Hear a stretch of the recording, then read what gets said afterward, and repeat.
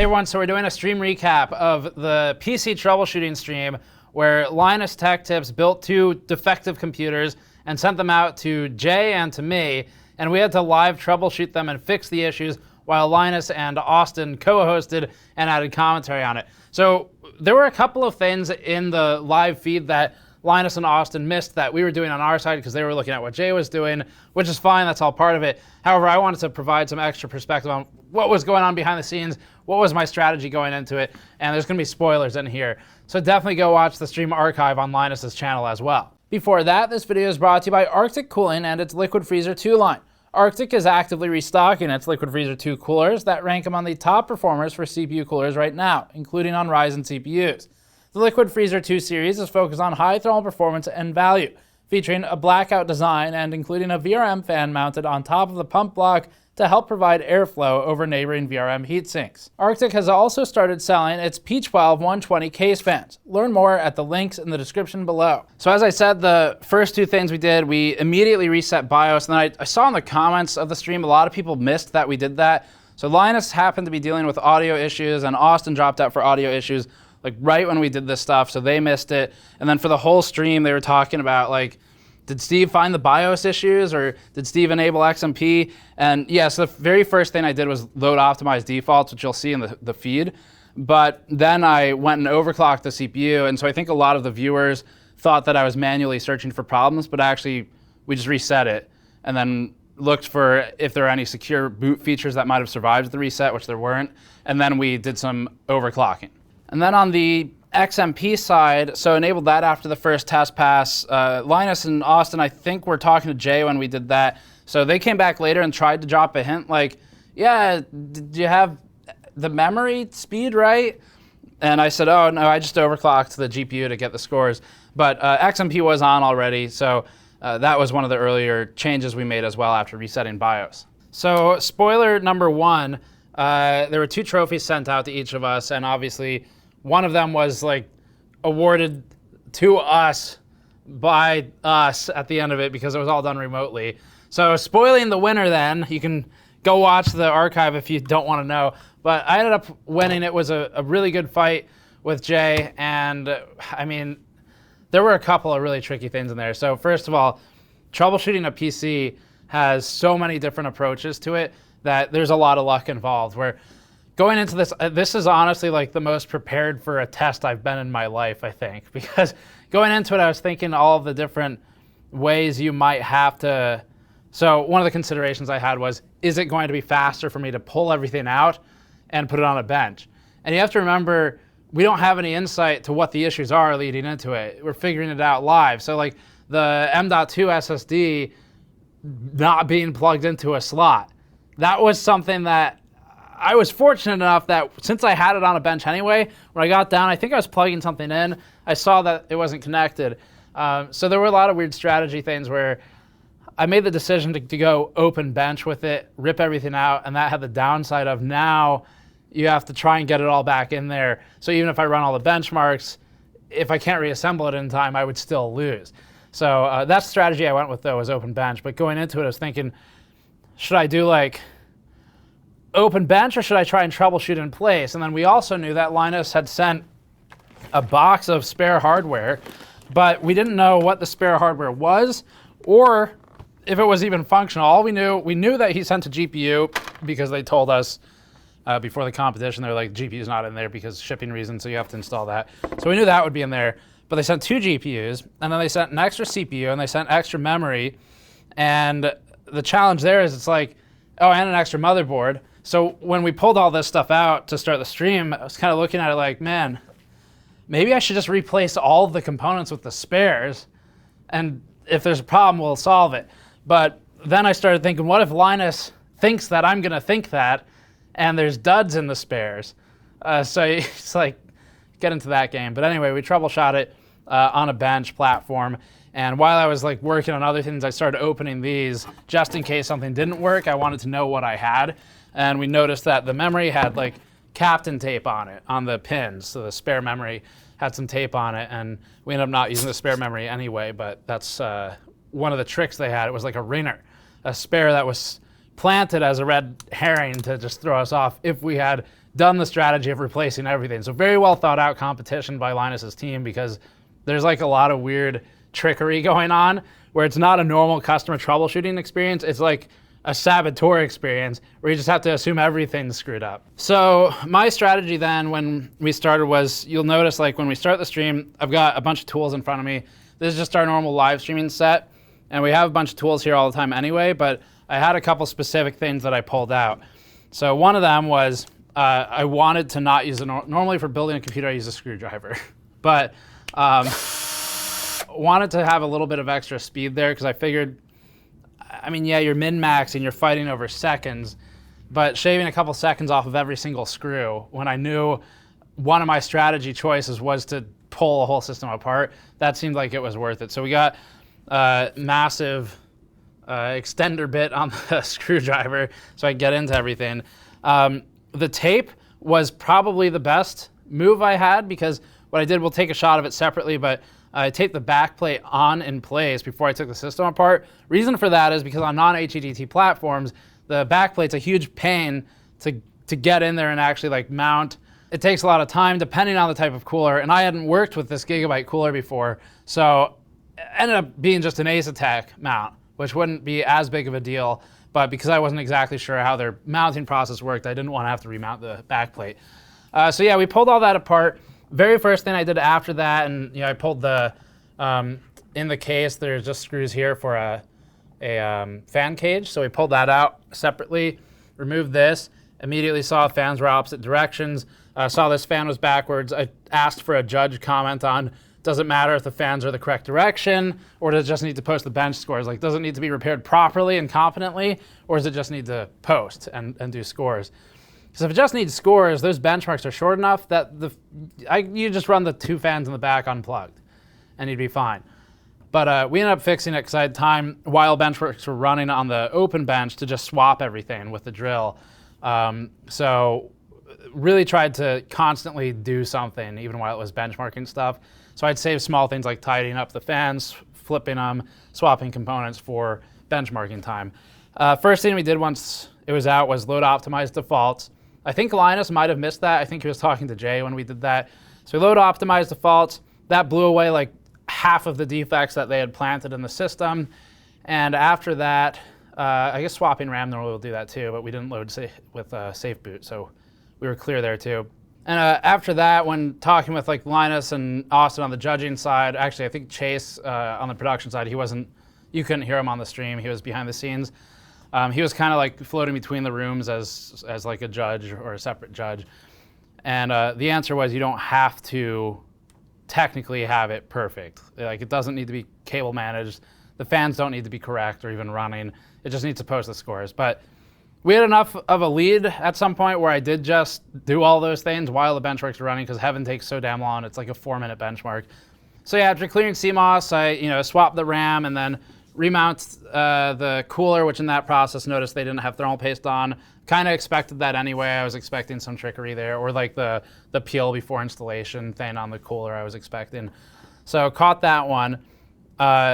While benches or booting issues were happening here, I kind of looked through the rest of the case and saw that they had the like extension thing for the front panel connectors that I never use in my builds, and they were all plugged in the wrong places, so I got rid of that.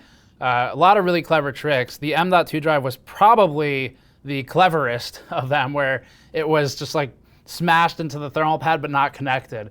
And after that, I think the next one was the secondary drive with Metro on it. This was a really good trick too. Did not have a drive letter. So it's detected by Windows, and I open up disk management. I had to use like all my old PC troubleshooting knowledge from 10 plus years ago, or you're like devmgmt.msc, diskmanagement.msc, like startup. I thought there was fake malware on there. It turned out to just be ASUS software, so same thing, except not fake. And we went through all that. It's just like all old troubleshooting steps that I haven't used in a long time. So really well done competition by them. Lots of good mix of skill set that people could actually learn from too watching it. And the drive letter was the one thing that the Metro drive was missing. So I signed that drive letter, and that it could launch Metro, which was the only objective for that one. Now, in terms of, I skipped a few steps. One thing that we did after loading optimized defaults, I immediately overclocked the system. So we did one R15 run. I did R15 because I knew it would complete the fastest, I think. Might have been R20, but it was dependent on download speeds too. We were having issues with that, which are completely separate from the rest of the competition. But we ran one run first, and it was like a 1900 score, which I think in the live stream we had a camera shot of like the chart of scores in the bottom left, which isn't the score it posts, but it was like 1900, and they wanted a score of 2010 for R15. So we were below. So I turned it off, and I made sure XMP was enabled, got that pretty quickly, and then set a 5.1 gigahertz overclock, 1.38 volts, and later brought it down to 5.0 at 1.38. For Blender, I was like 1 second behind, which is variance. That's like run-to-run error. But I didn't want to fight with rerunning it to get the score, so I just overclocked the GPU by 100 megahertz and blasted the power budget and the fans, and that accomplished that goal pretty quickly. So that solved all the issues. Basically just brute forcing past problems or past like margin of error differences.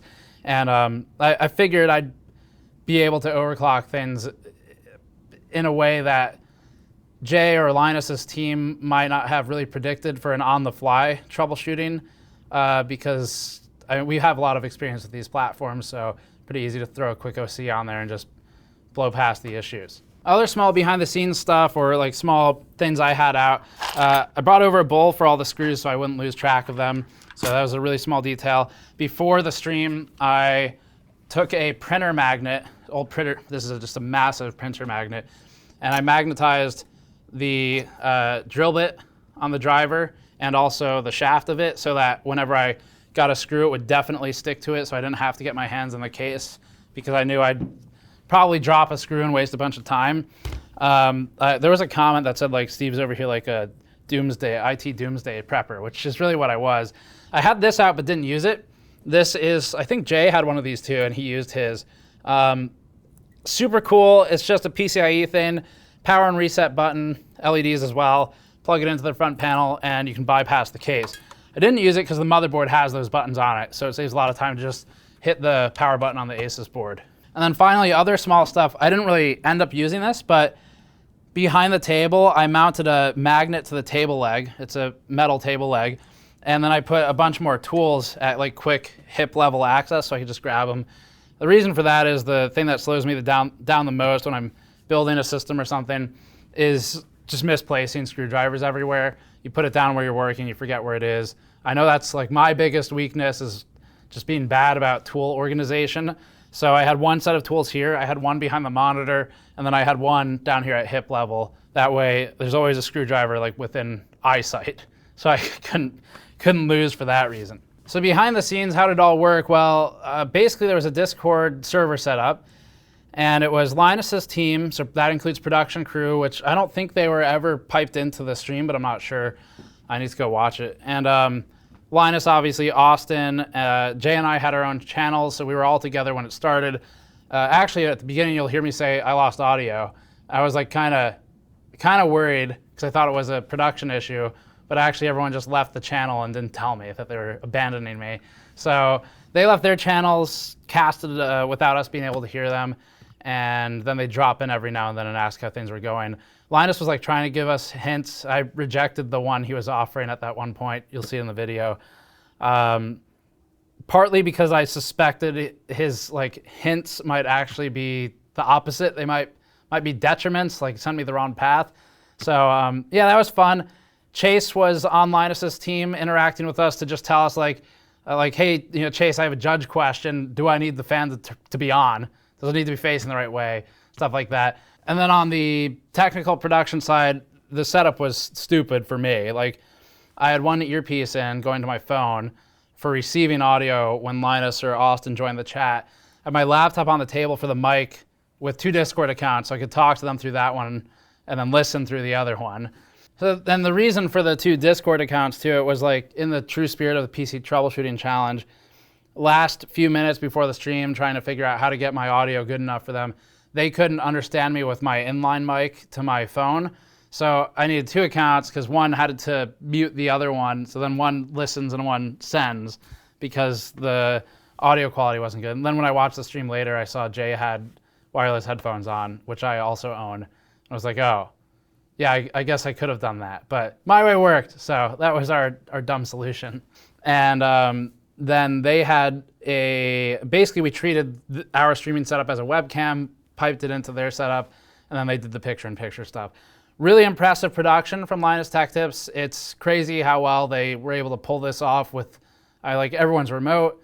There's not really a good way to practice. We spent maybe an hour all troubleshooting it together at the beginning, and that was it. So really impressive by LTT. One thing I want to point out that was really cool about the way they set up the competition. So because the rules weren't that rigid, we have a shot of the rules when we printed it out. It was just get the computer to post, boot to the installed OS, run through the benchmark tests listed below, use a shortcut to launch Metro Exodus, which was a good trick they threw in at the end. So because they were so loose like that, it allowed for really a lot of unique, different approaches to the operation where we tested it open air originally. We validated when it was in the case later at the request of Linus, and it validated obviously because these are like 50-second benchmarks and they complete so fast that thermals aren't an issue. But the point is, because it was so open, you kind of do a lot of things. Like they ship these spares too.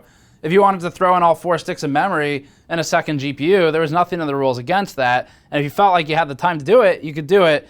And I think if LTT does more of these, they really need to make sure they keep the rules open and not too rigid, so it allows for a lot of creativity and a lot of twists thrown into the competition. Jay ended up, at the end, he ended up matching Linus's donation. So Linus did a prize pool donated to charity, and then he had one offered to the winner as well for basically for the time or the trouble or whatever. So Linus had his donation go to, I chose Cat Angels for that one. And then we've just started working with the Eden Reforestation projects as well. Again, by the way, on the store, you'll see that on store.gamersnexus.net. So I chose Cat Angels for this one. He sent money there. I told him to send the extra $1,000 he was going to give me over there as well because we didn't need it. And then Jay put up in a big way and matched Linus and donated as well. So super cool, both of them. And really good competition, extremely well thought out. And I'm looking forward to seeing the next stuff LTT does because they want to keep this going in the spirit of LTX. So I'm hoping they'll do something with Paul and Kyle next. That seems like a really good duo. There's going to be a lot of fun banter there. So hopefully they figure out a competition for Paul versus Kyle because I want to watch that. But I think that's it for the recap. Definitely go watch the stream archive and from Linus's channel. It's a lot of fun. And yeah, thank you everyone for hanging out in the after stream we did. Oh, I guess quick numbers on that. So we did a stream with this system afterwards. Linus is giving this system to one of his viewers as part of a giveaway. But we overclocked it and we did a 5.1 gigahertz all core. It's a 10700K 2070 Super, 3200 megahertz, like 161838 RAM, I think is what it was set to. So we overclocked it to 5.1 all core, 49x for cache ratio, left the memory mostly alone, and then the GPU I got up 140 megahertz offset on the core and 1120 megahertz offset on the memory. So pretty good overclock, whoever wins this. I mean, I wouldn't copy my numbers exactly because they were haphazard, but the silicon's not bad, really. So yeah, that's it. Thanks for watching. Subscribe for more as always. And you can go to store.gamersnexus.net to help us out directly and also help the reforestation effort that we're working with directly through that. And you can find details on that on the store page. Or you can go to patreon.com/gamersnexus. Thanks again to Linus and to Jay. Lots of fun. We'll see you all next time.